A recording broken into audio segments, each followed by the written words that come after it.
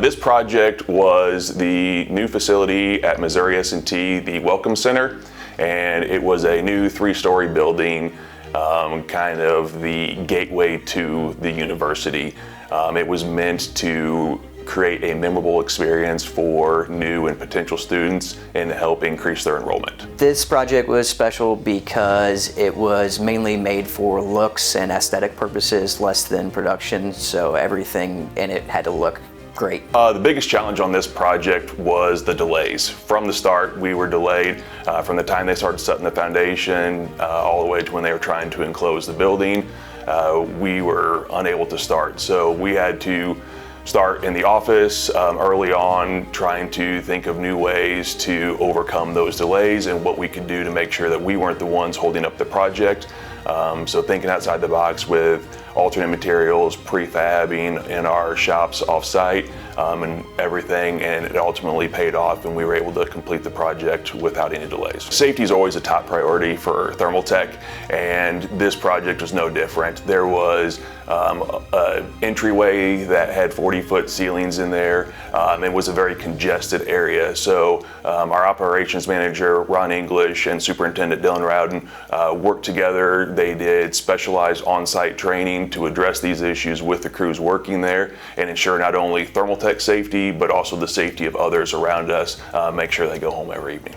So the team, as far as our guys, I was the foreman, but then I had a bunch of newer guys on this job because we have other jobs going on as well at the same time. So I had to have some newer guys step up. So Brian Rowden and Gabe Ingram, they did pretty well all the duct board in the mechanical room, and they'd never done duct board before this job. So once I got them going, I just kind of let them go on that, and that was not an easy spot to start by no means. And they did good.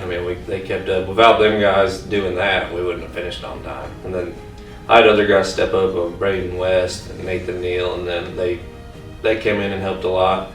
Yeah, no, we had a great team on this project. Started on early on with Michael, who was our estimator and project manager for the project. He had a very precise takeoff on this one, which ultimately helped land the job, but also a very clear understanding of the scope of work there, which then went into play when we landed the project, and he was able to take his knowledge of it and pass it along to Ron, our operations manager, and Dylan Rowden, the superintendent. And that team worked together a lot with the challenges that we were faced with the delayed schedules, and they were able to come up with new ideas, present them, and use Michael's takeoff for prefabrication in our shop offsite. So when we were taking the materials to the jobs, they were already prefabbed, and our install crews were able to start immediately and try to make up some of those delays. This project was a lot of work that started before we even broke ground, because we knew the schedule was super tight, so we worked to come up with new ways to prefab stuff and push the schedule as hard as we could. What makes this project award-winning, I think, is it exemplifies collaboration and innovation. We took a strained relationship with a union contractor, and we were able to strengthen that. We exceeded their expectations. We brought new ideas to the table, and ultimately, I think we were able to showcase our commitment to excellence, teamwork, and safety.